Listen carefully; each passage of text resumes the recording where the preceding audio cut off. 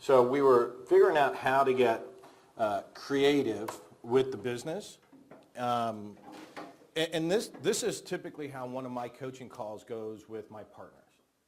Right? I'm sitting there and we're brainstorming trying to figure it out. Did I give him actionable things on what I wanted him to do and remind him of what he needed? Do this, do this, do this, do this. Do you think that helps point him in the right direction? Yes.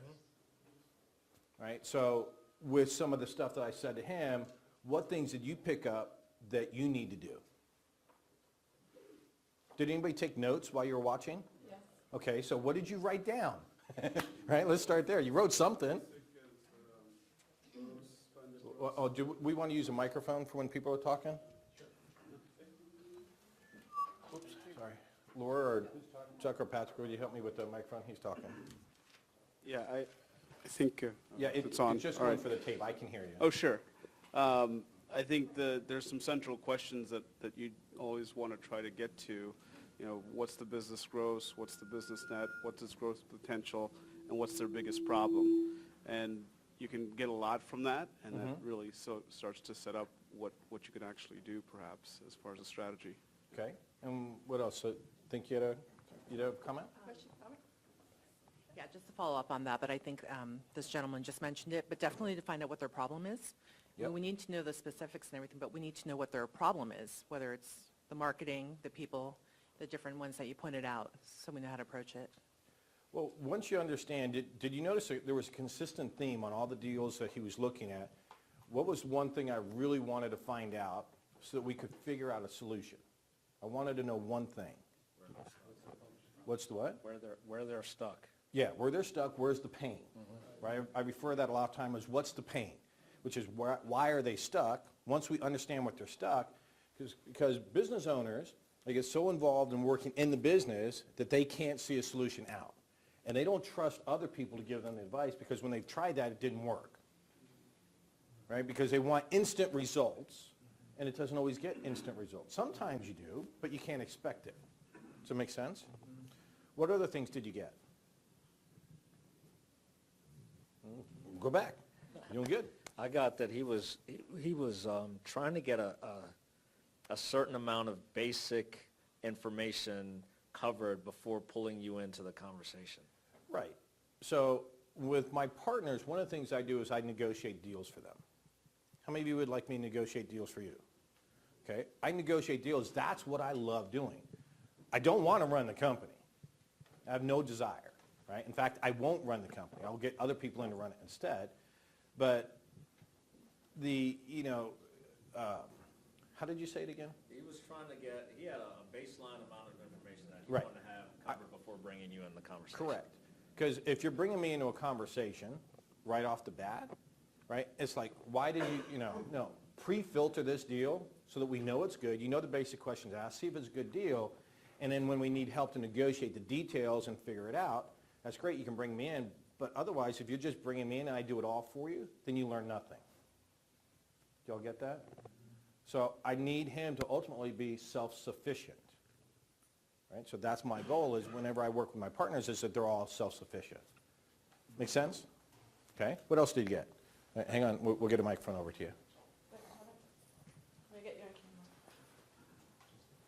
So I was wondering, like, to what degree you can kind of do this where the client, the prospect company actually provides the information before even having the conversation, like to send them a questionnaire of some kind?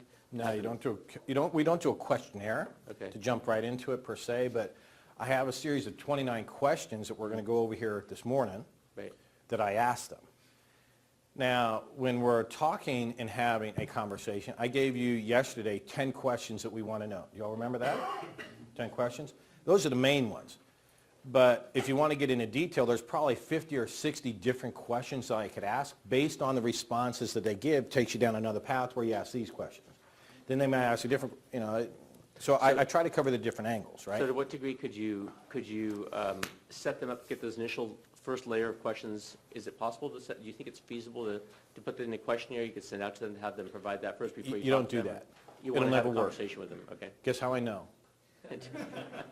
Tried to standardize it and systematize it. If you try to send a whole bunch of questions out to a seller, they're going to look at it, I don't have time to do that. What I want to do is I want to get them on the phone. Okay. That's the bottom line. I do not want to do things by email. Too many things get lost when you're trying to type stuff out. Okay. Not only with the question I ask, but the responses. What about questions to kind of prime them for those questions? Like in terms of some way of kind of setting them up for that Give conversation? me an example.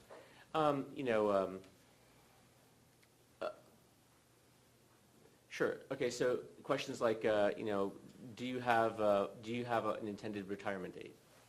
Right? Like that's kind of a broad question that kind of primes them to be thinking about the issue of, well, how would they sell, if they were to have that, how would they sell their business, Or Well, a yeah, question like, that- do you feel pressure from your family to move on to move on to some other, to retirement or something else that kind of gets them envisioning exiting the business?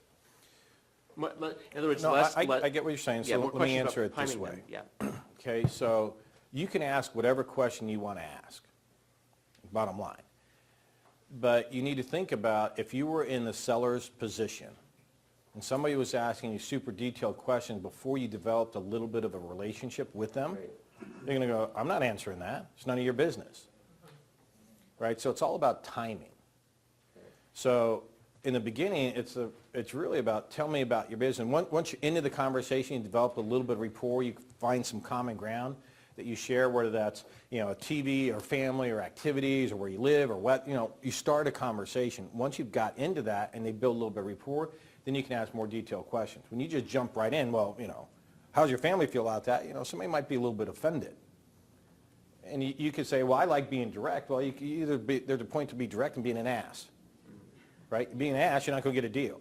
I'm thinking more in terms of like trying to prime them for one stage to the next and find ways to kind of systematize well, I got that. it. Yeah.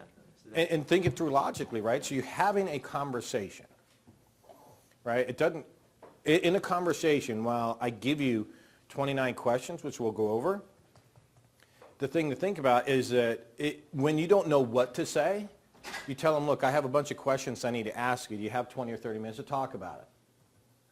And they say, yes, okay, well, let me ask you this question. Now you've told them that you're going to ask them questions, and you can go down the list. So when you don't know what to say and it hasn't gotten to be second nature yet, then that's okay. Does that make sense to everybody? That's why they're there. Got it. Okay, thanks, Mike. Yep. And back that way.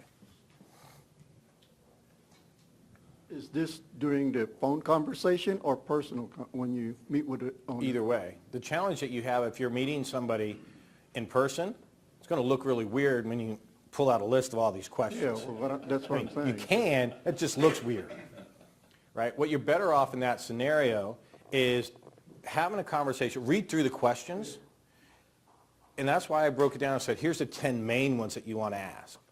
Once you understand those 10, that will allow a conversation to flow. As long as you keep people talking, you learn more and more. Make sense? I think getting from him, the main thing is the building of the relationship. I think Omar, he's very good at building the relationship with everybody that he's dealing with. And that makes it easy, the transaction going into, the deal. So he builds the rapport with them. And that, I think, just by watching the video, that's the main important thing, is building that rapport, that 5 seconds that you get in front of the person, or even on a phone call. It really does. So Well, what you didn't see in that video was about another 40 minutes or so of a three-way video conversation.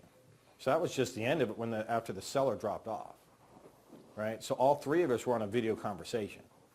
And the seller, right, we use a system called Zoom. Anybody ever hear of Zoom? yeah.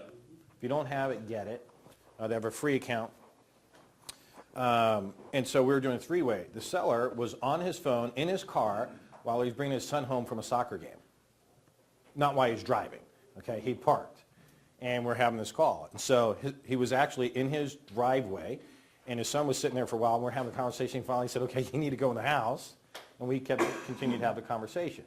So what's nice about it is that when you do a video call, I get to see the person. It's almost like you and me having this conversation right now. I get to see your body language, see your facial expression, head movement, whatever wincing or whatever you might want to do, right? Tells me how the conversation's going.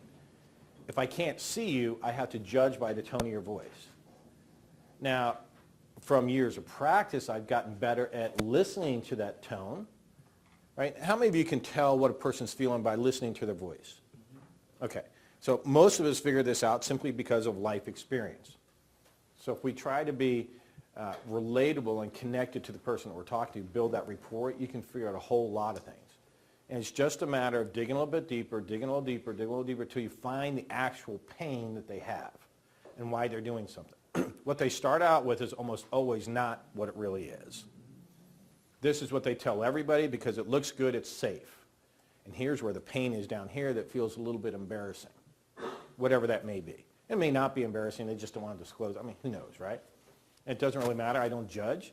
I just want to see if I can solve the problem. We'll go over that way. I wanted to add something to that.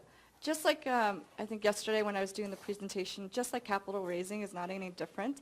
It's really, I think, it's having the wisdom to know like what drives each person, right? If I'm talking an analytical person, I want to come in with a lot of statistics and things like that. But at the end of the day is like the client this could be their family's generations of business and they say, hey, can I really trust this person? Can I trust this person to do the right thing, right? Is this person easy to work with? Are they flexible? In the worst time, can I call them or can they call me? Same principle that's, it's, like I said, again, it's really building that trust that plays a key portion in this. Okay, How many of you are starting to, over here, how many of you are starting to get the idea that this is a relationship-based business? Right, I said it day one. You're starting to see other people doing it. Tom, you do a bunch of deals too. How hard is it to build rapport with people? You say it's difficult? No, it doesn't take much time. Yeah, just start a conversation and have them talk a little bit and you find something that you can. How many of you have ever talked to a stranger before? How long does it take for you to actually build a little bit of rapport with them? Not long. How many of you did your homework last night and talked to 3 different people?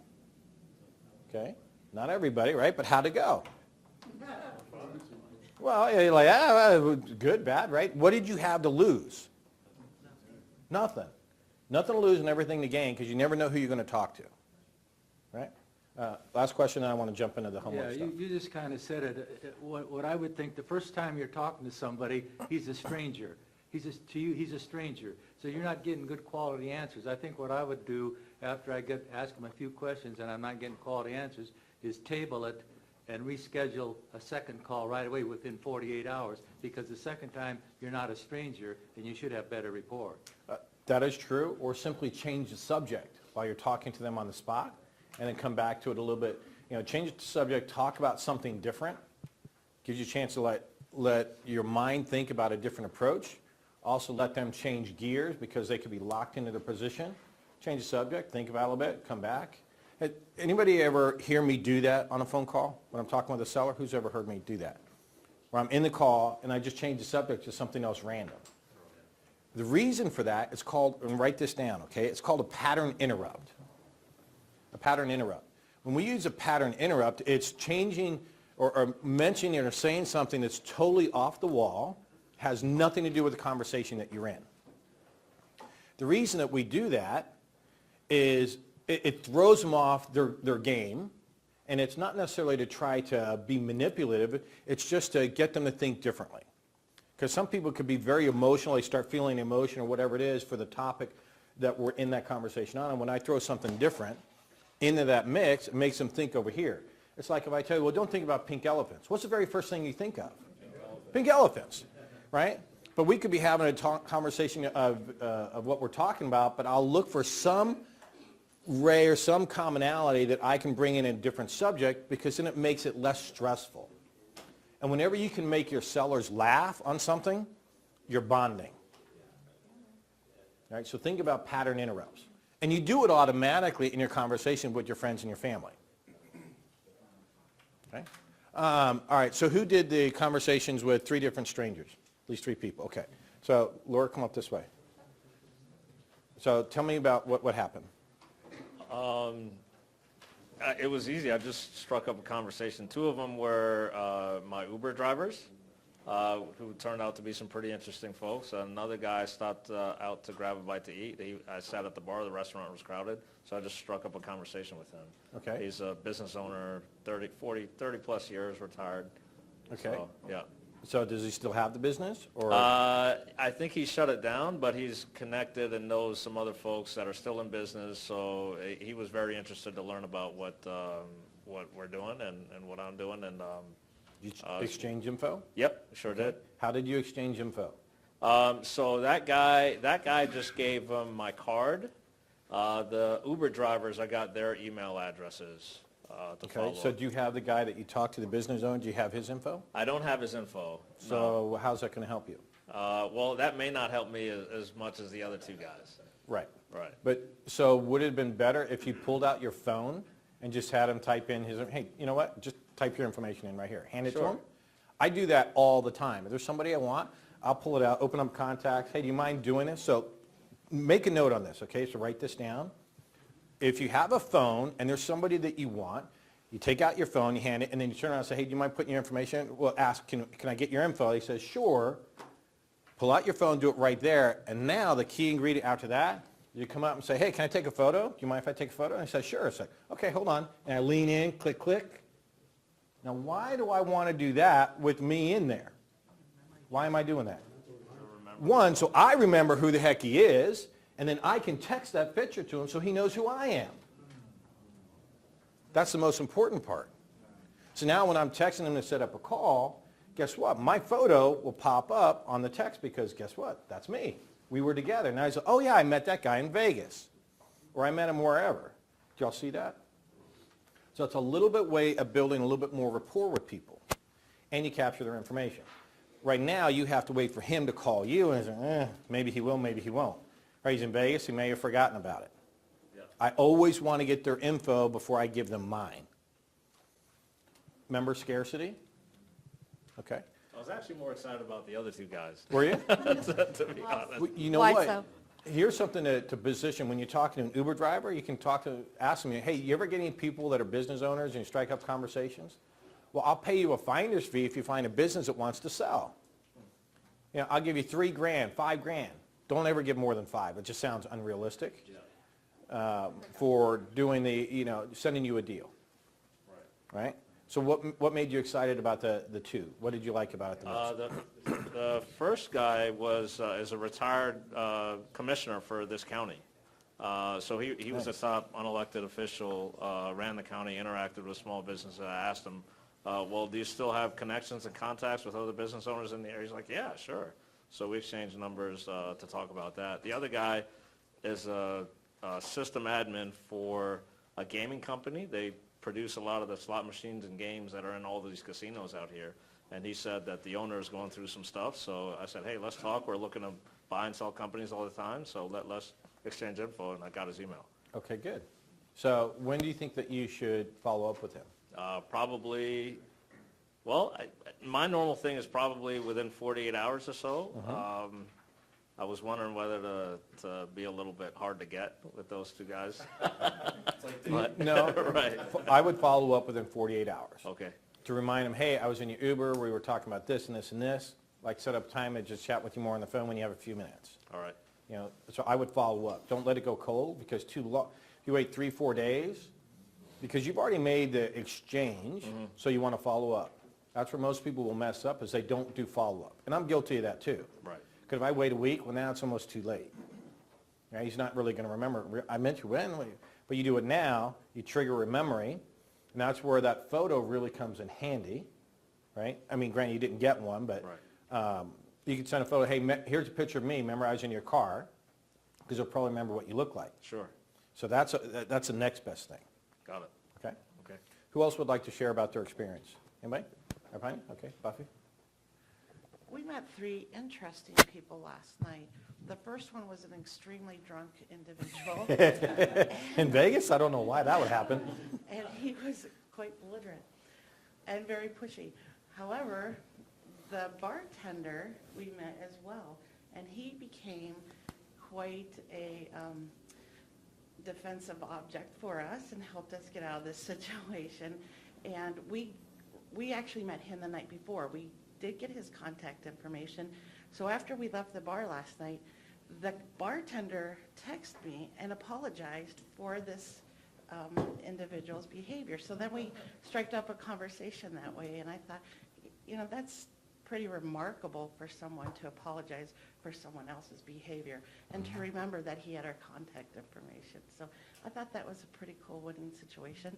And his name's David, so you can go meet him tonight. He's really a nice guy. But then we went, where did we go? Mandalay Bay.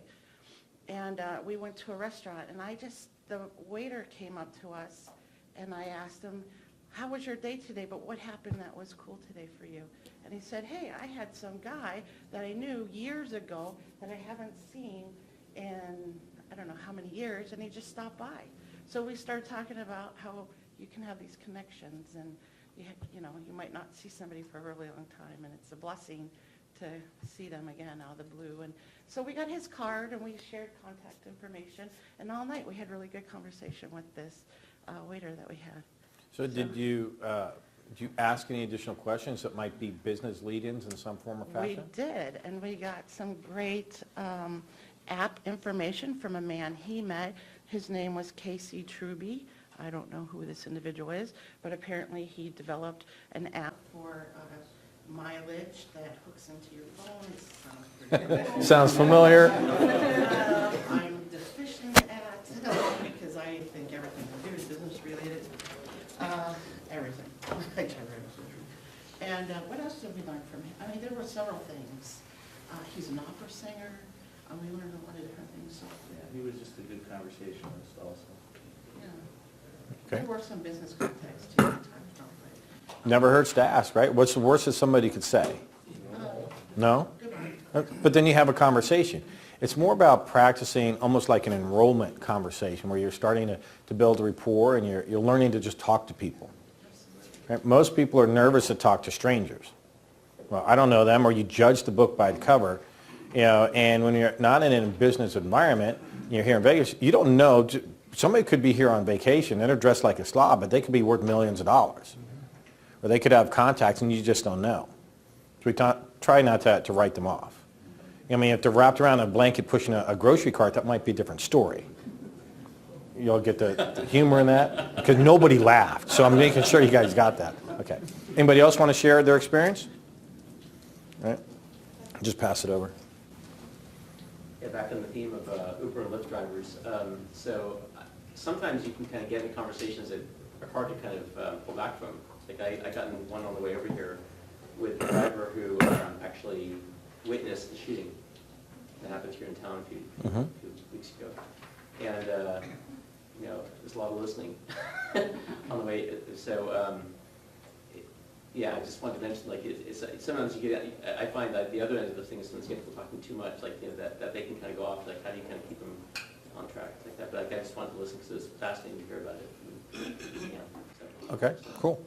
Who did their homework looking on Craigslist? Anybody do that last night? All right, anybody find anything interesting? Okay, let's pass the mic right here.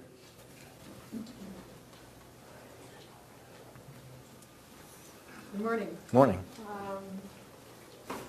I had a bit of a challenge when I was thinking on Craigslist, and so I had a bit of a preconceived notion, even though based on some of your expertise and your information, I'm like, I'm not going to find anything.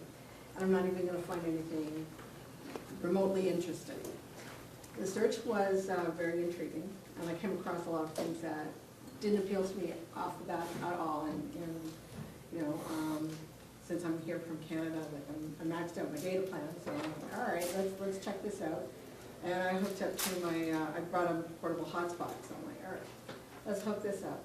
And I found 3 Canadian businesses in Vancouver, and they're actually listed on a Seattle Craigslist. All right, check this out. Our time difference, picked up the phone, and I called all 3 of them. Nice. Now, there's one in particular, they texted me back, so I think English is not her first language.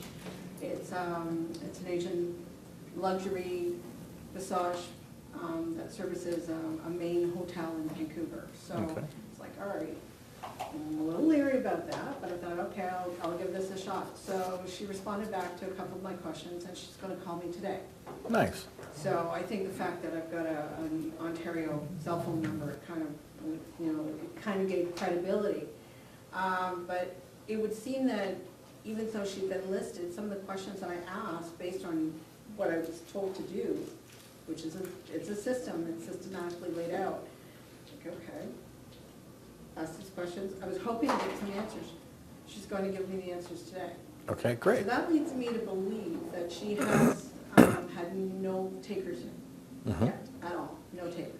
So, all right, let's check this out, and let's try and move this forward. Found another one that's kind of, it's a lot more money than I think it's worth.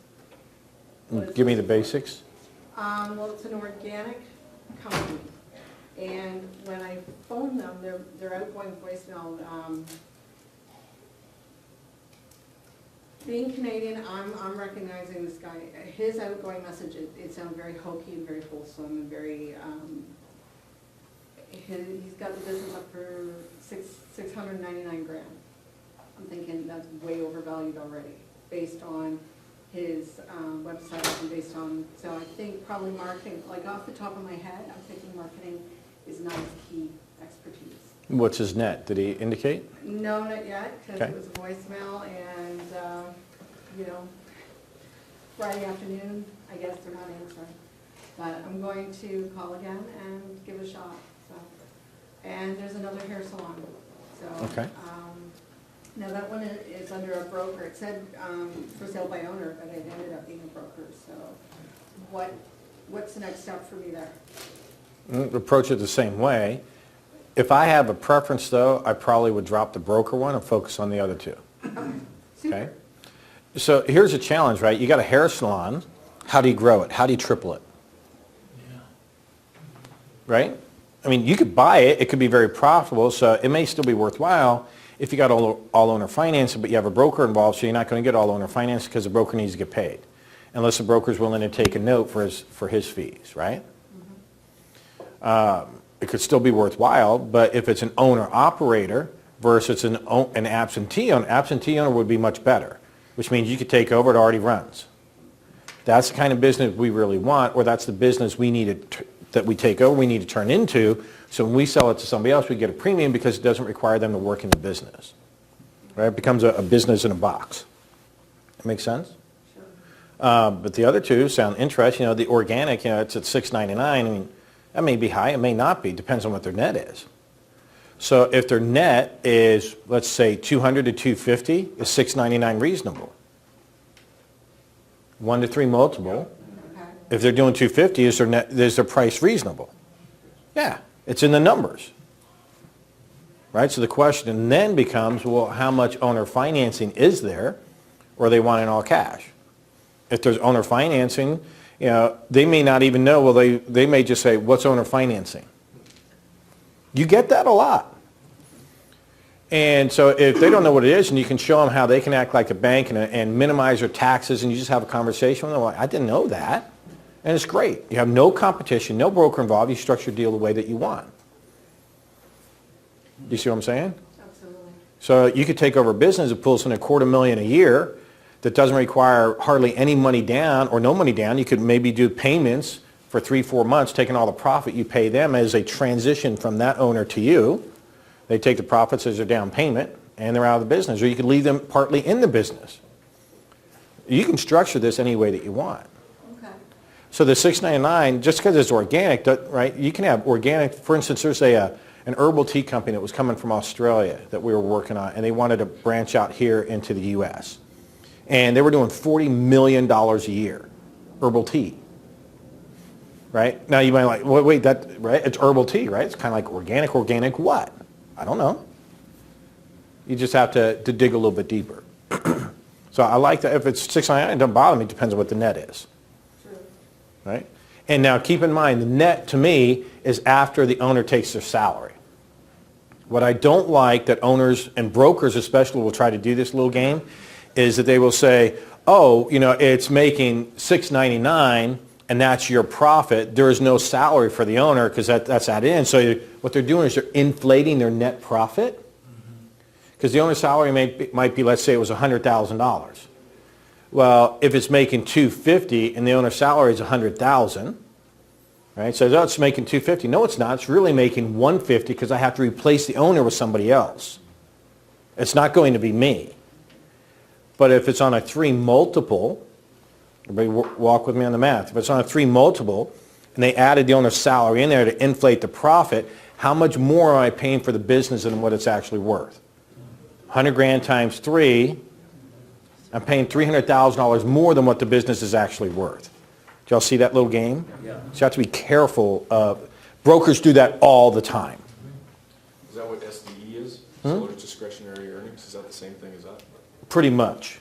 So they also have other expenses and things like that that they'll try to add in there. They'll do add backs. Well, you know, and it depends on what they're adding in there. So I need to look at the numbers. But the biggest thing they do is that whole salary thing. Oh yeah, well you keep all the profit. That's your salary if you want it. No, it's not, because I'm not going to run the company. So if you can have an intelligent conversation that they understand you need to put somebody else in to run it, and it's going to cost money, therefore your profit's going to go down. Now you might have an argument, or a discussion I should say, on how much is a replacement person going to cost. So you kind of have a meeting in mind, okay, you reduce it down by that much. So what I always like to do is I like to focus on a multiple of what I'm buying the business for, not a dollar amount. So when I reduce it down, it's reduced by that multiple. Everybody with me? Versus a dollar amount, if I try to reduce it down by 300,000, that's a big number versus, hey, it's a three, you know, it cost us, you know, 100 grand to get a replacement person in here. Okay, but that's a multiple, right? So the math kind of negotiates for me. Always better work on a multiple than a dollar figure. Are you trying to, are you, Hold on, we'll get you a microphone. sorry, just to be clear, are you saying that you're looking at, by recognizing what the owner's salary may be, that you're going from a 3X to a 2X? Is that what you're saying? Is that how you're No, thinking of it? I'm leaving it as a 3X. Uh-huh. But what I'm doing is I'm taking out that salary, or I'm adding the salary in as an expense, which reduces my net. Right. And it reduces the net by a 3 multiple of whatever that salary is. Okay. Right? So I keep my multiple the same regardless. So, but the salary, if it's 100 grand to get somebody else to come in and replace that, well, it goes down by, it's 3X, right? So if it's 100 grand, well, I'm taking off 300 grand off the price. It works to your advantage. Okay. Got it. Okay? Yeah, you say you don't want to run the company, and you don't. And then how often do you find where there's not anybody competent to take the owner's place, so you've got to go out and get a key man? Well, if you can't promote from within, you have to go out and get a key man Yeah. or key person, man or woman. I don't really care. I have no preference. I just want somebody that has the skills and can get the job done. Yeah, but I said, how often does that come up? Excuse me. Well, if it's an owner-operator, it depends on the size of the company. If it's only 2 or 3 people, there may not be somebody involved. It depends on whether or not it's a virtual business. If it's virtual business, it's easy to replace. I can promote from within. I always prefer to promote from within because they understand the business. They've been working in it. They probably have been running the company anyway, but just have not been recognized for it. Okay? All right. Last question I want to work on. Well, okay. I get both questions or It's a question. all right, let's do 1 and then 2, okay? So in reality, if you look at the price, the net price of the company, and you have to deduct the payment for the owner, that multiple actually turns out to be higher than what they're actually saying. Because if they're saying it's three multiples of 300, and they're selling for 900,000, Right? and the owner's salary is 100,000. So in reality, so 200 divided by 900. So that multiple is actually not a three multiple. It's a higher multiple. Right. They've overinflated the business by a lot, and that's what we want to try to avoid. Yeah, just think, are you saying in your example that they'll be reduced by 300,000 in that case? In that case, it will be reduced by $300,000. Instead of a 900 grand sale price, it's a 600, and pass it back that way. Could you elaborate a little bit further on online businesses, like with the gaming apps, and if you were going to, like, is there a difference going after an online business? Well, well, it depends on which online business we're talking about. Are we talking about an e-commerce where somebody's selling strictly on their website, or e-commerce that they're selling by a fulfillment by Amazon, or what's known as an FBA? Are you talking about a gaming app or some kind of an app for phone, right? There are a lot of different online businesses. Okay. Do you have a preference you want to start with? No, just, is there an actual difference in purchasing a brick and mortar? Well, for me, if I had my choice, depending on the industry, right, I'd choose an online business that's virtual that can be moved anywhere, so it doesn't matter where I live because the employees are all virtual, right? So it makes it fairly easy to run and manage. So a fulfillment by Amazon type company, let me give you an example. So I was looking at this company that sold face masks, you know, the sleep masks. You go on an airplane, you put a mask on so you can sleep, that kind of thing. So we're selling these masks at $19. And they were doing $2.5 million a year in gross sales on Amazon, selling a single mask. And they were pulling in $1.8 million a year in profit. Everybody get the numbers? Pretty good math, right? Now, in doing more digging with them, it turns out that the manufacturer is in Pakistan who owns the patent or the copyright to that mask, and he sells it to the next 6 competitors as well. So what this company has figured out is that, you know, you look at, oh, they call their mask X, and then the person next down has their mask called X, but you look at it, it's exactly the same mask. You go with me? What they figured out is how to get theirs at the top of Amazon, so what they had that was the real value was not so much the mask, but it was their reputation and the score that they had with Amazon, because the better sales, the better customer feedback that they get, the higher the Amazon will rate them. So they were originally trying to sell their company for really just a one multiple, $2.5 million. But during my negotiations, Amazon had placed another order for $750,000 in additional masks because of the holiday season that was coming up, and they jumped the price from $2.5 million to $5 million on me. And I dropped out. Right? And they're like, no. Right? So sometimes greed gets involved with people, but think about what was involved there. It was a 1 or 2 person show. That's all it was, generating that kind of revenue. Right? It took a long time for them to develop that reputation with Amazon, but they have a factory order, right? They order from Pakistan in containers, or crates at least, that are filled inside a container. They ship it to Amazon. Amazon stores it on the shelf and then sends it out to whoever buys it. The challenge that they were not doing is they were not doing anything called a ride-along. So I encourage you to write this down, okay? A ride-along is when what they should be doing is having the manufacturer create the packaging for the eye mask with a sheet of paper or something that's inside that references their website where they can get a free gift for something else. That's a ride-along. It rides along with the product. Because Amazon will not tell you who the buyer, they'll tell you the name, but they won't give you the address of the buyer because they're doing the fulfillment. Amazon holds onto their customer list. Well, this is the way to get past Amazon's customer retention, whatever you want to call it, right? So if I give a freebie and I get that person to come over to my website, all I need to do is look at the website and say, oh, well, people that bought my eye mask, I have to figure out, well, what else might somebody that buys an eye mask, what else might they buy? How would I figure that out? How could I figure that out in 5 minutes? Amazon, that's right. I go right back to Amazon and say, people bought eye masks, they also bought this and this and this and this. Amazon will tell me. Amazon is the number one buying engine in the world. Google is the number one search engine. Amazon is a buyer engine. So when I want to know what products other people will buy, I go to Amazon. Amazon is going to tell me, so what products do you think I should have listed on my website that I have them come over? All the products that they're already selling, but now I get to sell those products directly, even though they're not mine. I become an affiliate of somebody else's stuff. I get a commission. So when they come to the website, they buy this other stuff. I get a fee. Somebody else does all the fulfillment. See what happens to my sales? So I could double or triple my sales. And they weren't doing any of that. Can you redirect that back to Amazon?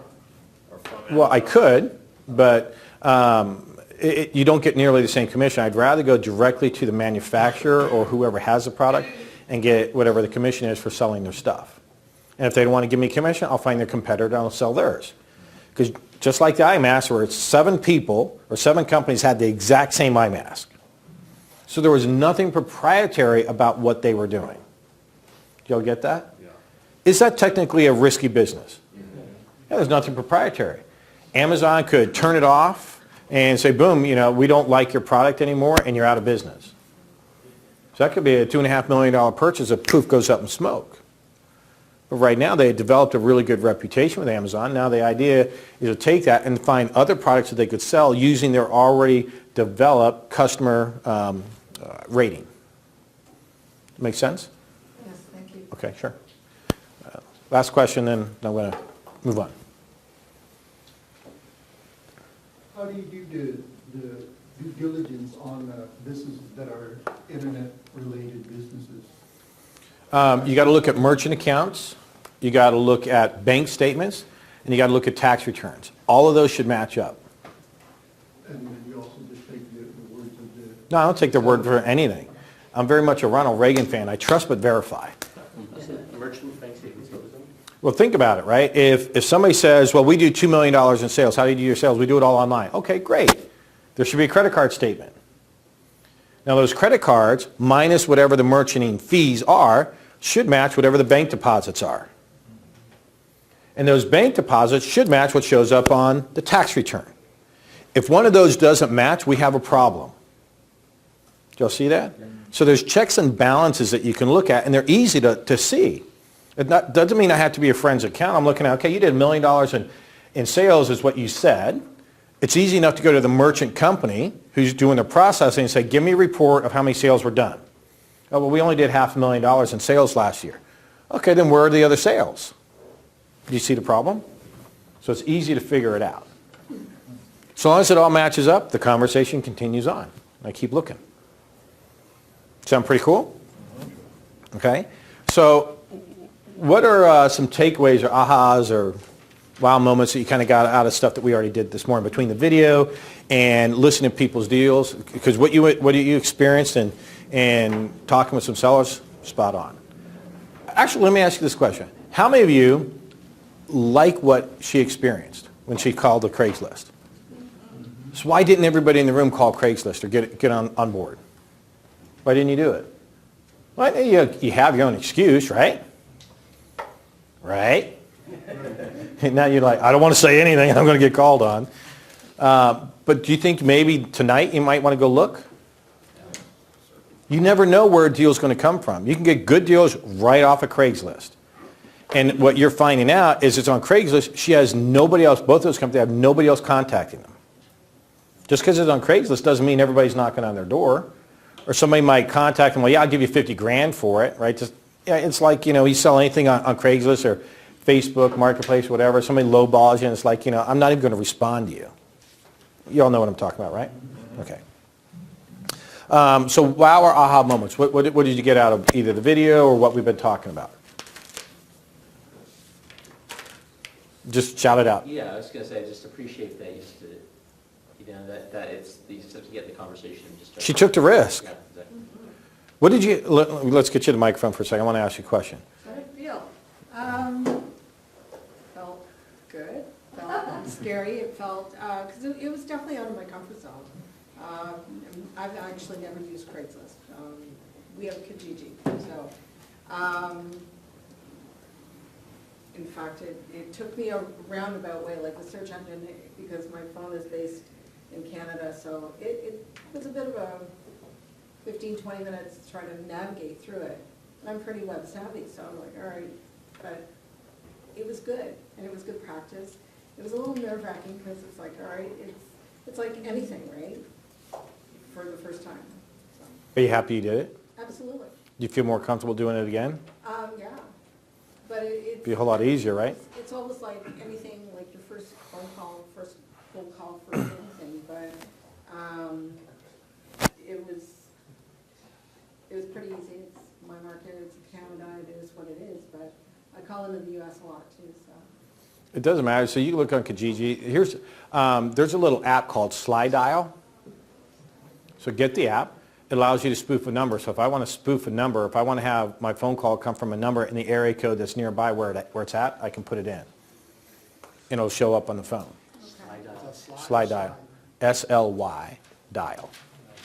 Now that we're on the subject of apps, do you have one? Are you going to have one? You need one. I need one? You Why, need an app. why do I need an app? Why What do I want to, what would I use the app for? For us to contact you. My partners have my cell phone, that's better than an app, right? So, I don't want to put interfaces between me and my partners. It's like, no, if you're a partner of mine, you got my cell phone, we're going to talk. That's how I like to be. So I don't want to use technology to separate or create a barrier between me and my partners. Fair enough. Cool. All right, so let's jump in and talk about, I want to jump into talking about hybrid IPO. So we're on page, it's right after Mike's 6 most popular ways to acquire a business. Page 18.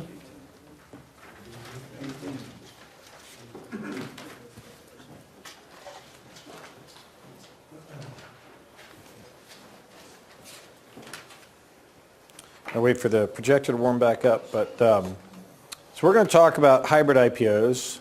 Come on, there we go. All right, so what is a hybrid IPO? Hybrid IPOs where essentially we are taking a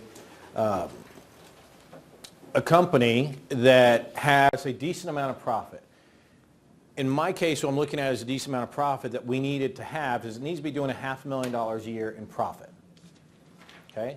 It can be in almost any industry that you could think of. Are there preferential types of industries? Yes, like marketing companies, manufacturing companies, educational companies, service companies. Those all have the ability to do a hybrid IPO. What we don't do are companies that are real estate related. Property management is fine, but something that owns a lot of real estate, no. If it were to go into an IPO, the real estate would need to be pulled out, and then we take the other company public. And it would still need to be able to make $500,000 or more without the real estate, or without the ownership of the real estate. Because we're not a REIT, a real estate investment trust. Is everybody with me so far? So this is a company that is still in process. It's in the credit and education market, looking at doing a hybrid IPO. We're using what's called relational capital. And what I mean by relational capital is that I am not the one that's doing all the work. I'm referring the folks out, this company, to our partners who are experts in doing the IPOs. I know how it works, but I don't want to do the work. Is everybody with me on that? You don't need, it's just like you don't need to know how the car works. You just need to know, does it work? You need to know the basic. Open the car, turn on the key, starts the engine, push the gas, it should go. Well, assuming you put it in drive, it should go. So what I struck, or the deal I struck here was equity, and we're getting cash and stock in order to do the deal. So here, the company's doing about $8 million a year in profit. It's going to go public at about a 6 multiple of that. So the multiple typically is going to be somewhere between 4 and 6. Is everybody with me? If we're doing the initial merger with another publicly traded company. So this hybrid IPO, it's just actually going to merge with another company that's already public. So the company isn't going to buy them, it's going to merge, and so it's going to do a private stock to a public stock swap. So they're just going to swap shares. The benefit of this is that the owner, or the owners in this case, get to stay involved in the business. They continue to run the business the exact same way they always have, but now their stock is public. They can give that stock to their key employees, to their family members. They can gift it. They can do whatever. So it allows them to tap into the value of their company today without actually selling it. Do you think that's a lot of value to business owners today? They say, okay, well, I've got a company, but I don't want to sell it and then give it away. But if I can go public, I have access to the money. I have the stock. I have some cash. I could sell it if I wanted to, but I don't want to sell the company. I want to hold on to it because I can see more years of growth in the company. So this allows us to give an offer to companies that are interested in growing dramatically. For instance, we were talking about the cannabis company yesterday. They want to grow. Now, they may do a straight reverse merger. That's different than a hybrid IPO. Hybrid is where we merge into an existing company that's already there that has other companies involved. That's right. This one goes into an existing company that already has it. So we're looking at it that it needs to be $500,000 annual profit. The owner needs to stay, shouldn't say want, should say needs to stay for at least 2 years. Part of the story in any kind of a merger, anytime you're dealing with public companies, is you need to create investor confidence. So it has to do with what's called the story of the business. Who's involved in the business? What's the reputation of the business? What's the reputation of the owners of the business? What's their plan for growth? Who are they? What do they do? How are they going to continue to grow? Because if it's going to be flatlined, that's not a company that should be merged, right? Every company needs to be growing because that's what investors want. They want growth. Does everybody agree with that so far? Okay. So the owner needs to stay for 2 years. It's got to have good growth potential. And the owners get to access the company value and their equity where they wouldn't normally be able to. They get to reward the key employees. It's perfect for buying out family members. So if I want to buy a family member out and they're a problem, or a mom or dad who runs a business wants to buy out a family member because they're problem children and wants to reward them, here's a way to give them stock that becomes sellable down the road. Every time you do either a reverse merger or you do this hybrid IPO, you're going to have something that's called a lockup period. So write that down. You need to understand when you're talking to people that there's what's called a lockup period. A lockup period says that the stock that you were awarded, the publicly traded stock that you are awarded, you can't sell for 360 days.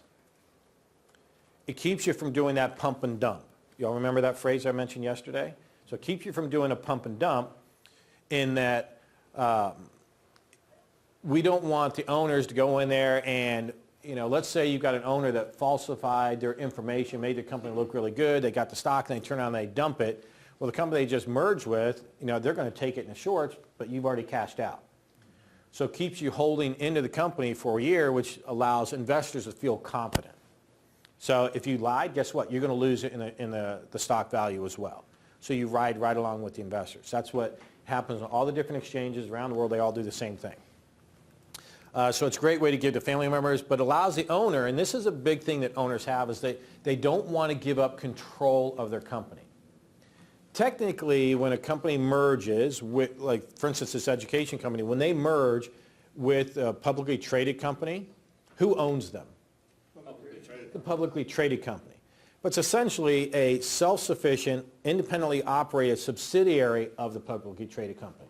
Have you heard of companies that a publicly traded company buys another company, but the CEO and everybody still stays on board? Have you heard about stuff like that? It's called Berkshire Hathaway. Yeah, so that's exactly right. Berkshire Hathaway does this model all the time, right? That's how Berkshire got started.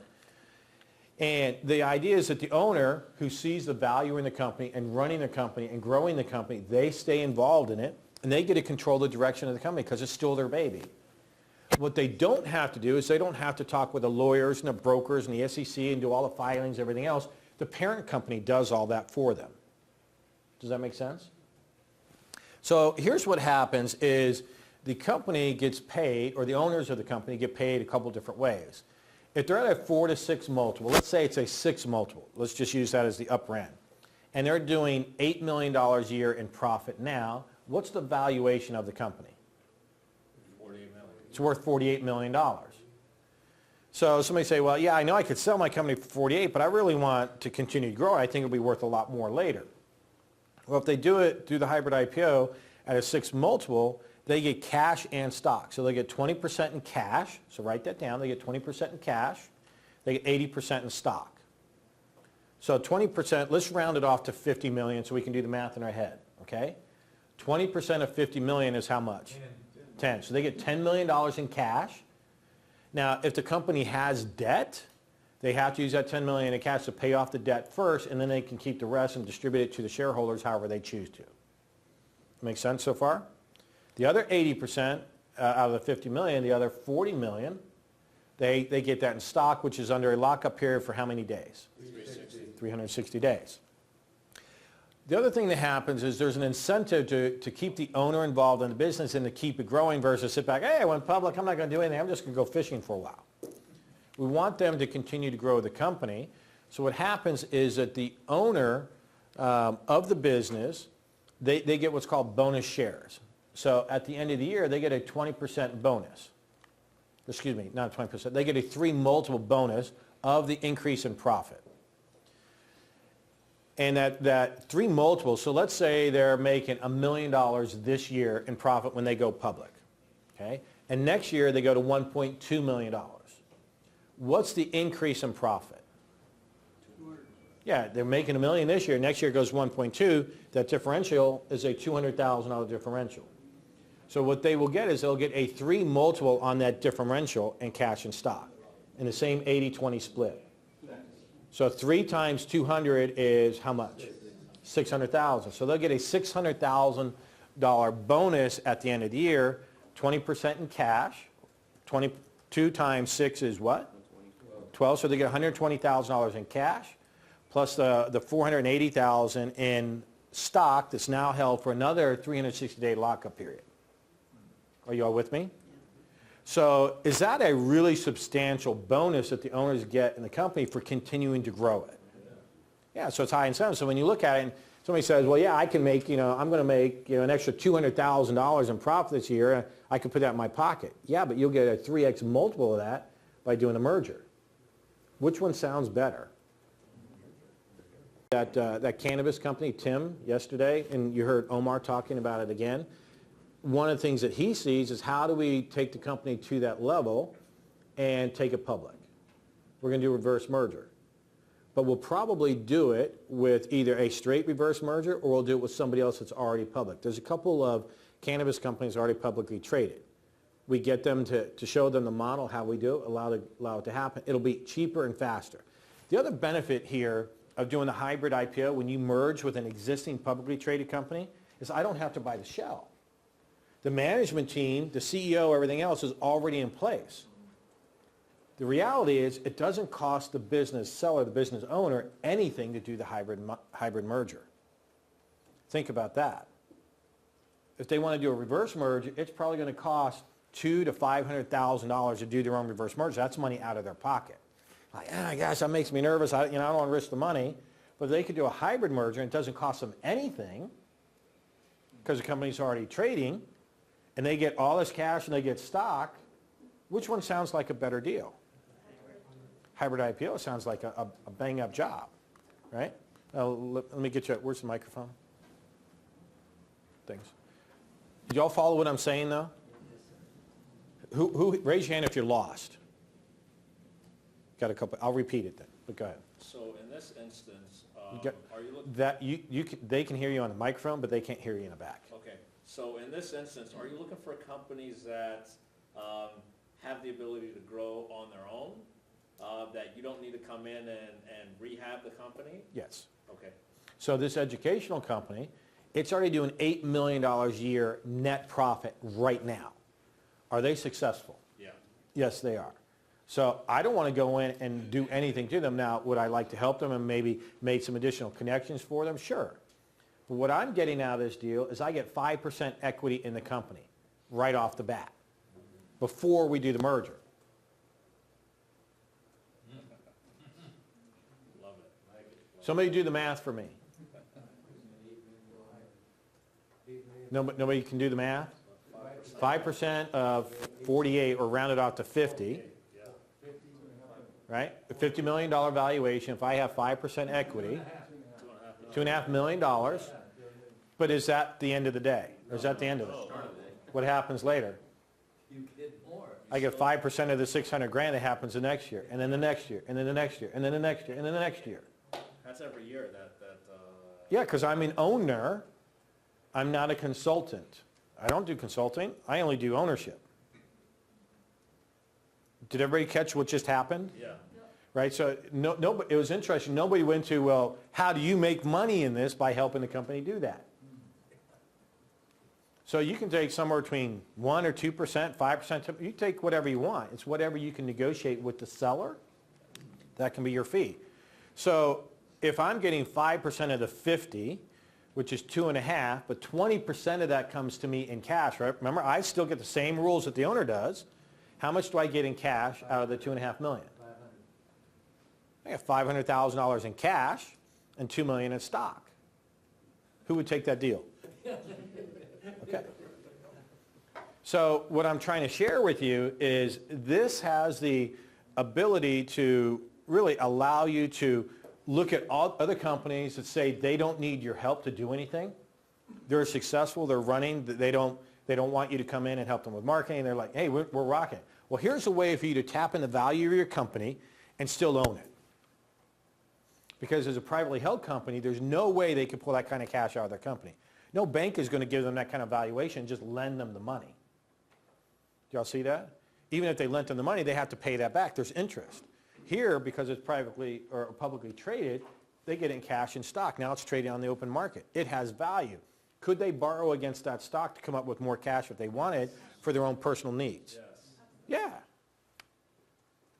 Does anybody see a problem with it? Who likes it? Okay, good. You're all on the right track. Did I start to explain, or do I need to repeat? We'll get you the microphone. Somebody over that way. Yeah, hang on. My question is, they have to be part of the stock market to begin with, or is someone... In this hybrid IPO, somebody else is already publicly traded. We find that company who's already publicly traded that likes to acquire other companies, not buy them, but have them merge and be operated as separate entities. Okay? That's what we're looking for. They're not that hard to find, right? It's about finding somebody that wants a strategic partner that allows that cash flow, because where does that million or that $1.2 million in cash, where does that profit go at the end of the year? Does it stay with the company itself, with the original owners, or does it flow up to the publicly traded company? Okay, so why would a publicly traded company want this deal? What's in it for them? Earnings growth. Earnings growth how? Can I do the math with you? All right, so the publicly traded company is buying or merging with the privately held one at a 6 multiple. But the publicly traded company is probably trading somewhere between 10 and 20. Let's say it's trading at 20. Just pick a number. At 20 multiple, every dollar that comes in, it's got $1 million in profit that comes in. They pay out $6 million for it. It's worth how much to the publicly traded company? 20. Right? 20 multiple? Do y'all see the difference? It has a $14 million increase in valuation for the publicly traded company 24 hours after they do it. And they do nothing different. Is that multiple standard, that 20 you're talking about? No, it depends on the industry. So a good number might be 10 to 15 if it's a new company. You take somebody like Facebook. Anybody know what Facebook's multiple is? Or Microsoft? You look at it. It'll tell you, right? It's all publicly traded information. It'll tell you what the multiple is. Yeah, but if you think about it, they're using their existing shares. So does it really cost them a lot of money, the publicly traded company, to give you shares of them because they have it set aside, or they can issue more shares? They take your money, right? It's worth $6 million to you, a 6 multiple on $1 million, right? But to them, it's worth 20. They got to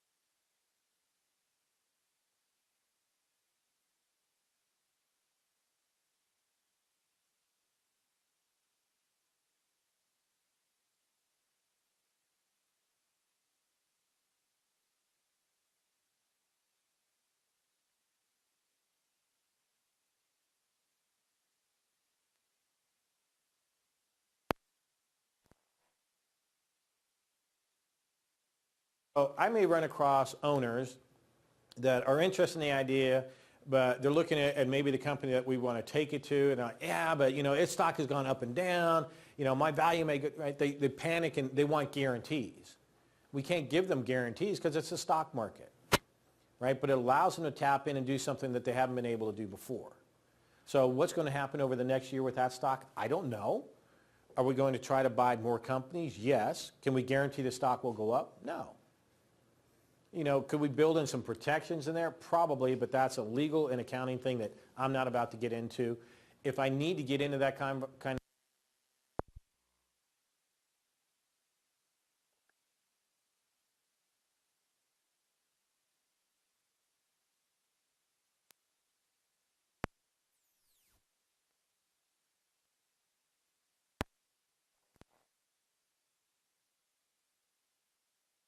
Say again? The software as a service company that we talked to, Okay. Didn't we do more? We did more than one, didn't we? two or three, Okay. yeah. But we did mention to the construction company too, yeah. And well, pass that down for a second, would you? I'll come back to you. So what was from your perspective, what was the impression or the feelings, or how did the sellers of that particular roofing company respond? Well, they definitely was a carrot that was dangled that definitely motivated them a lot more. Well, I tell you what, let's back up. Let's talk about the deal itself so people understand what the heck we're talking about, because right now it's like, well, it's a roofing company. What does that mean?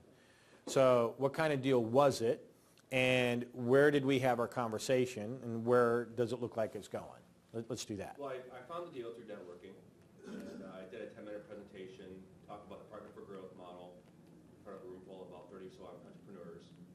And a lady approached me right after the presentation. She's like, Tom, I want to talk to you. I'd like to get some help. And she partly owned a construction company, a roofing company with her husband, newly married. And so sometime later we met up for coffee, and she just started talking for like 30 minutes straight. It just wouldn't stop. It was a very emotional conversation. She was like, I met my husband, and intelligent guy, business owner, a roofing company, and he just stressed himself out. He was just bouncing back and forth to job and project managing, doing all the accounting and controlling everything himself. And she's at the point where they're going to either shut down the company or just do 2 or 3 deals a year and then just live in a cabin in northern Flagstaff, this in Phoenix, Arizona area. And so I said, well, great. Let me get together with your husband and let's just talk about some options and how we can partner with you to grow the company. She talked about like the challenges were that they want to put together a sales team because they primarily like doing roofing projects because of the insurance claim process to make them more profitable with them. But in the Phoenix area, that only happens once in a while because the monsoon storms only hit once, twice a year. It really caused the most damage in certain pockets of neighborhoods, and so right now they're just mainly focused on rehab projects, which is highly more labor intensive than just doing roofing projects. And so that's what's really stressing them out, I think, is going door to door trying to do these home remodel projects. So they were just trying to decide if they wanted to develop a sales team, go out there and door knock and try to find more roofing project leads, or get the lead generation process going first and then hire salespeople. So just dealing with the biggest part of the people problem. And then the second problem they had was, I can't remember base right now a little bit. The second problem was, I think it was a marketing issue too. So They had marketing, people, and scalability. yeah. And well, in our conversation, didn't we talk about other ways that they could generate more revenue than what they're already doing? Right, yeah, so an idea that Mike brought to the table to him during a video conference that we had was, well, why not, while you're at the project, why not work on a way to bundle the opportunity that you can help the homeowner. So while you're there quoting them a standard kitchen remodel, well, why not, look for opportunities, maybe some landscape improvements or pool improvements, or if you're doing a roofing project, why not throw solar in there too? And so they really opened up their eyes a lot more of like how you can leverage, not necessarily what you can do for your company, but how you can engage other products, even if it's a competitor's product as well. So that was a huge takeaway. And they also talked about in the conversation how how roofing companies can rip people off. And so, some good That ideas. led into a lead generation conversation, right? Yeah. Okay. Yeah, as far as leveraging, doing some short videos, like on, what's top 3 ways that roofing companies rip homeowners off. And so that's a way to put at him as a credibility level, the owner, to being able to get more leads that way. So the challenge that they were having, to kind of summarize a little bit of what Tom was talking about, is that the seller, they didn't have enough leads unless they went door to door. What if we could put certain funnels in front of homeowners and offer them something that was unique? So a simple idea was, we're going to create a special report that has the top 3 or 7 ways, either 3 or 7 ways, that homeowners get ripped off by roofers. Free report, enter your email here. Everybody get that? You don't just give something and then hope that they call you. Give us your email, give you the free report. In the free report, we talk about the ways that, and I asked them, I said, are there specific ways that roofers rip people off? I said, yeah, they do this and they do this. So, well, do you do any of that? No, we don't do that. We do, like, okay, great. So we'll talk about, here's how you get ripped off by a roofer, but here's why we don't do that. Here's another way that you get ripped off by a roofer, but here's how we don't do that. And boom, boom, boom, boom, boom. So by the time a homeowner is done reading the report, they're now going to be suspect of all the roofers that they talk to, except for who? Him. Right? So what it does is it's like, oh, okay, well, you shared with me how other roofers do this, so now when I call somebody else and, oh, they don't paint the fascia, as they call it, or they don't do certain trimmings, right, and they leave it off, but they charge you the same price, but they leave all this stuff off, and it's like, well, no, I'm getting a better deal with this guy. So it brings the customer back because you educate them about how they can lose money. So if anybody here owned a roof and you had some damage to your roof and you saw an ad that say, here, get a free report, the 7 ways that roofers rip you off. Who here, by a show of hands, would go and get that report? Because you'd want to know, right? Just to make sure you're not getting ripped off. Well, guess what? We would capture all those leads. They're not doing any of that. Wow. None of that. They don't have, their marketing is simply, we might go knock on a door and hope that we get somebody. Well, in today's market, most people don't want to open the door when somebody knocks in the middle of the day, right? So you need a different way of approaching the customer. So we're looking at creating that funnel on the front end that becomes a lead generation. And yes, they're doing the roofs, which makes a lot of profit. And they're doing the remodels, but the remodels can take 6 to 9 months to do a remodel, and it makes less profit. I believe it made less profit, right? Yeah. But it takes longer to get the money, and it keeps their people employed. And so what I want to do with the company is, well, let's continue to do that. But if we're doing a roof, well, why not talk to the homeowner? Because the homeowner now trusts us because we're on site. We're going to create a whole application based on an iPad. We're going to throw through, hey, let me show you what happens when people do solar onto their house. And here's how you can get solar installed at the house, monthly payment, 0% interest. And like, here's what it looks like. This is the savings that you get with this. You can sell energy back. Now, if you were a homeowner, how many of you might be interested in a conversation like that? That's just a monthly payment. Like, okay, how do I save money, right? And a 0% interest, because there are ways to do it. But this company is not a specialist in solar, but we have relationships with other people who are. So when they come and install the solar, guess whose name they're installing under? The roofing company. He becomes a general contractor, subbing the work out to everybody else. So not only can we do solar, but we could do a driveway, we could do window treatments, we could do new windows, we could do siding, we could do pools, we could do landscaping. All of a sudden now, this is like people that bought this on Amazon also bought this and this and this and this. We're repeating that same model that Amazon uses and we're using it in roofing. Do you all get that? Yep. So companies say, well, how do you triple the profit of a roofing company? Well, you stop doing the roofing. Right? You become a lead generation machine. And you sell other people's stuff because you're already on site. You can make a lot more money, in fact, by getting a commission, 10 or 20% off of whatever somebody else's project is, but you have no overhead, no staff, no insurance, no nothing. Well, your brand gets developed. Do you see where that goes? So we're looking at that and saying, oh, okay, if we can get them to $500,000, a roofing company is actually a company that we could take public. And they're doing what, 3, I think? It's around 200, 220. So we got basically have to double it. Yeah, we got to double it. But could we double it with the things that we just were talking about? More than likely, and guess what? Well, now, couldn't we then take that model and license that model to other roofers in other locations? Not in our location. We don't want to train our competition. But can we do that in other cities to grow it each year? Or couldn't we just expand it ourselves and create a marketing team in each area? That would work as well. So there are 2 carrots, right? The first carrot is how do we grow your company and put the people in place because they, as owners, are so busy running the company, she's stressed. That's why she talked for a half hour nonstop, just letting it all out.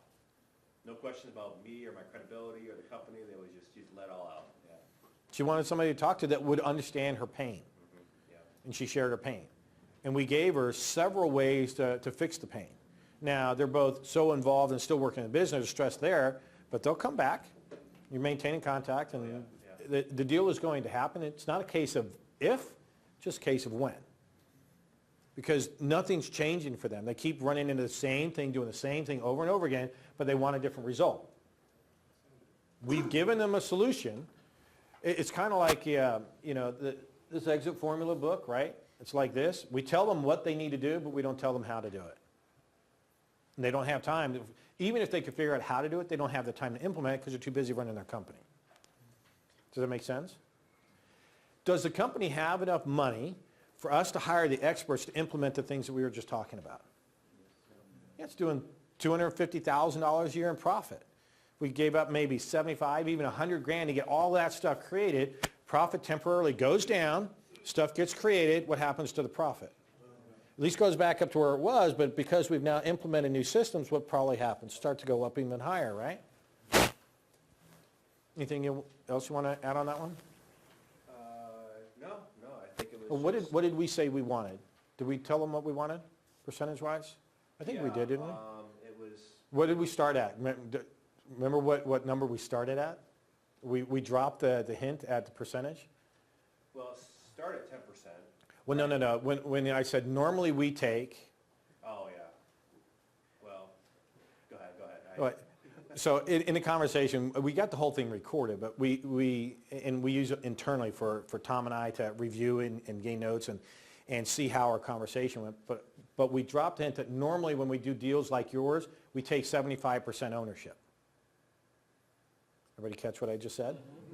What happens in the mind of the seller when I'm saying that?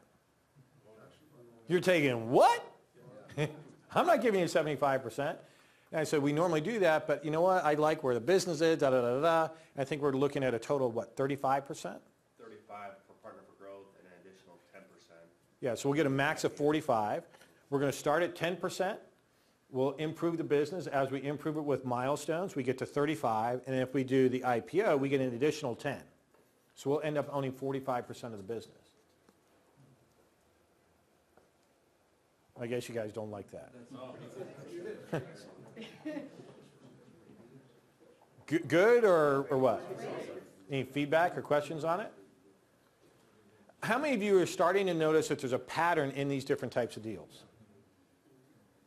Right? You're seeing the same thing, the variation, right? Roofing company, pharmaceutical company, medical company, right? There's similarities in all of them. What we're trying to do is figure out where the pain is. This couple has some unique pain.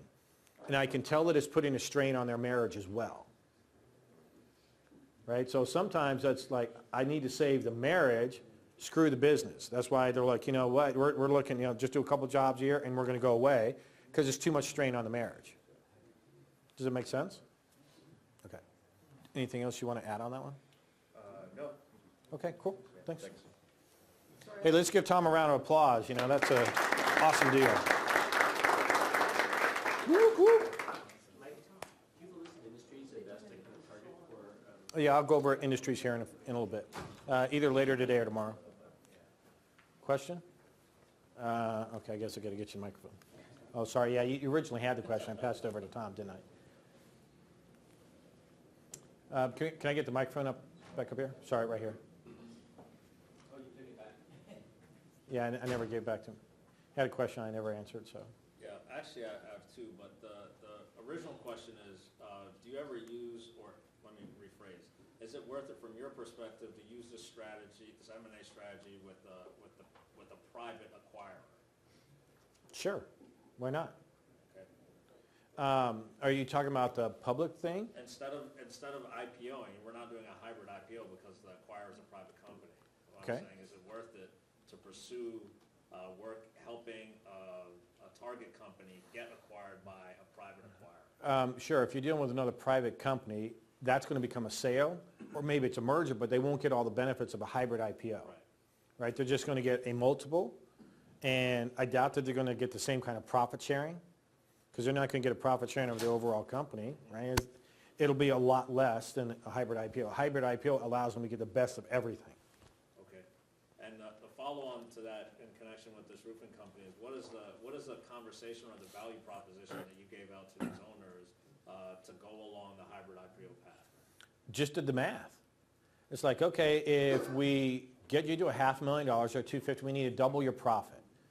Every company we look at, what's the number that we want to increase their profit by? What's the multiple? At least 3, right? But here it's a double. I think I can double it, right? Between Tom and I, we're pretty smart guys. I think we can figure it out. We already have a solution on how to do that. It's about minimizing their staffing issue, increasing their marketing, right? So companies get stuck in marketing, people, systems, or money. Remember those 4? They get stuck in one of them. And if we double it, we take it to $500,000, now I use the basic math. Well, you're going to be able to go public at a 4 to 6 multiple. Let's use a 6 multiple. 6 times 500,000 profit is how much for valuation?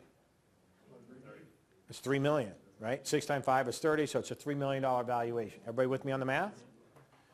So you'll get 80% in stock and 20% in cash. 20% of $3 million is how much? Right? 6. So you get $600,000 in cash, $2.4 million in stock. Under lockup period, and next year, if we grow it by $100,000, from $500,000 to $600,000, we grow it, they'll get a 3 multiple on that in cash and stock. How much will they get as a bonus the next year? 60 grand cash? Well, they'll get $300,000 total, right? Because a differential, 3 multiple, they'll get 20% of that $300 in cash, $60,000 in cash, another 180 or 120 and 220 in stock. Does that make sense? Is there a lot of incentive for owners to do it that way? Versus being acquired or merging with a privately held company, you're not going to get that kind of a bonus structure. It just doesn't exist. They can't afford to pay that. Do you do more hybrid IPOs or the profit for growth? I do more profit or partner for growth. Partner for growth, excuse me. Yeah, that happens more. I want to get more into the hybrid IPOs. Right? Where's the bigger payday? Hybrid IPO is bigger payday, and do I have to do more work in a partner for growth or the hybrid IPO? Partner for growth. It's a lot more work on my part or our team's part, but a hybrid IPO, I dump it off. So if the company's already growing, in this case, the deal that Tom has with the roofing company, we're going to help them double their business, right? So we have to put some things into place, which also streamlines it so somebody does want to allow them to merge with a publicly held company. If they're a mom and pop, one-person show, which is kind of where they're at right now, we need to put systems into place so they can run it like a business. Are you with me? Yep. Once that happens, now the hybrid IPO, it passes off and everybody's happy. They get to capitalize it, but the systems are already in place so that they can continue to grow. Quick, well, where's that? Hang on. All right. I'll take 1, 2, 3, and then I got to move on, okay? Because we're... Quick question. Speaking about the company itself, let's say we're trying to do the partner for growth model, and I say that I will boost their sales by 3 times. What if it does not work? Like the company, they have the change resistance. They don't people of certain age are working there. They don't have the IT skills, like all of that. Consultants that I will hire from LinkedIn, they will not perform. How would you do that, and what is the chance of this happening? It's actually a decent chance that you're going to have pushback from the owner. The owner says that yes, they're willing to listen, yes, they're willing to let go, but that's the biggest challenge you have is getting the owner to actually let go so the changes can occur. So how many of you have ever watched The Prophet on TV? Okay. What's the challenge that he runs into every single episode? Dealing with the owner, right? The owner's always the problem, but the owner's also the solution. Is he able to fix it through repeated conversation and understanding with the owner? Right? Well, yeah, most of the time he's able to fix it. Is it 100% success? No. Just like not in our case, it's not 100%. But it takes consistent conversation with the owner so that, right, so that you can get the owner on your side. They can see the bigger vision.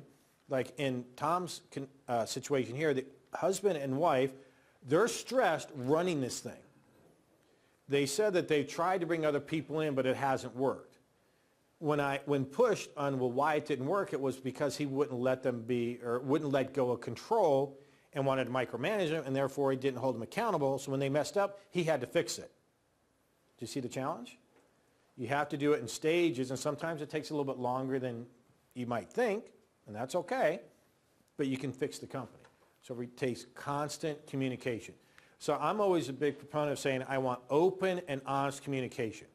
So when I talk to sellers on the phone, I'll tell them, look, I want to have not necessarily a friendship, I want open, honest communication, but I will tell you this is the way I communicate. If you cuss at me and you drop the F-bomb at me, we're done. I don't raise my voice. That is not how I like to communicate. You know, you get some people, they do that. It's like, if you talk to me like that, we're done. I will talk to you when you calm down. Right? We don't need to be emotional. I understand there's emotion involved. Let's talk it through. Share with me what you're feeling so I can explain what we're doing and how it benefits you. If it's still something that's confusing, then let's compromise and figure out a solution together. Does everybody get that? You have a follow-up question? Follow-up question. Well, hold on. Like, simple company, in business for 30 years. There is a lady working as a secretary, receptionist. She's of a certain age, 55 plus. She knows how to do, how to take notes with handwriting. I will be trying to implement a software system. She does not know how to use Excel. She doesn't know how to use computers. Forget about all the... Then you got to hire somebody that does. But, I mean... if the company had... Here, hold on, okay? You're going down a rabbit hole. Okay, you can do two things. You can do what if, it won't work, and you can come up with every reason in the world. Or you can say, how do I fix it? So just because I have an owner that doesn't understand Excel or doesn't understand computers, that's fine, I don't care. If the company is making a profit, and what percentage profit do I want the company to make? 30%. 30%. There's money to hire somebody else. I just elevate that owner to a position where they're just making sure the people are doing what you want them to do. I don't want the owner doing the work. That's the whole point. Is it needs to be sold as a business so that when we put somebody else that replaces the owner, that business now is sellable to a new buyer because the staff is already in place. Don't go down that rabbit hole. Okay, you're going down a very negative path. It's easy to fix, but again, that requires conversation. Okay. Last question, and I got to move on, guys. Okay.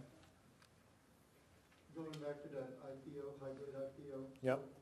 When he's talking about the roofer only making $250, that's not ready for a hybrid. It's not ready now, but it might be a year from now. But if you have already 500,000 in your net, then you can go straight to the IPO. Sure.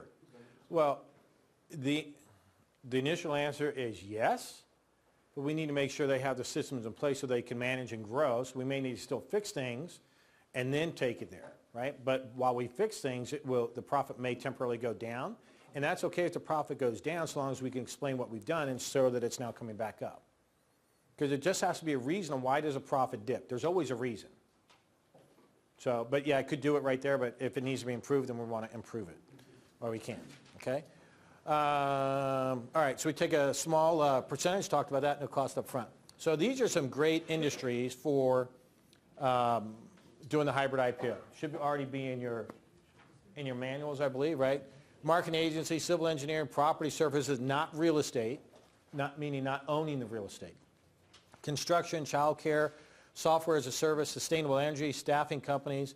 So if you're looking at a staffing company, a minority-owned staffing companies are awesome because they get set-asides. For instance, Wells Fargo only brings in staff from staffing agencies when they're minority-owned. That's their mandate. Think about that. So there are a lot of companies, big Fortune 500 companies, that have specific set-asides. Financial services and tech companies, and of course cable TV and broadcasting.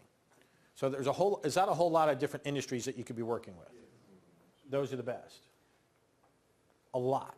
And it's like, you're going to run across somebody in here somewhere, and even if you don't run across somebody that's making $500,000 now, like Tom's got the roofing company, right? Technically it falls under construction. This could be a government contractor that does drain pipes and stuff for counties or things like that, or works on military bases, right? Whatever. Those are still good industries as well. So ultimately we want to know, why does the seller want to sell? Are they willing to provide financing? What's the potential? Is it profitable? And will they take a smaller piece of a bigger pie? That's ultimately what I always want to know in every single deal. Make sense? Okay. So a decision produces commitment. Commitment produces passion. However, passion does not produce commitment. A really famous guy said that one. You know, get the joke in that one, right? Who wrote that? Like, oh yeah. How many of you would agree that this is true?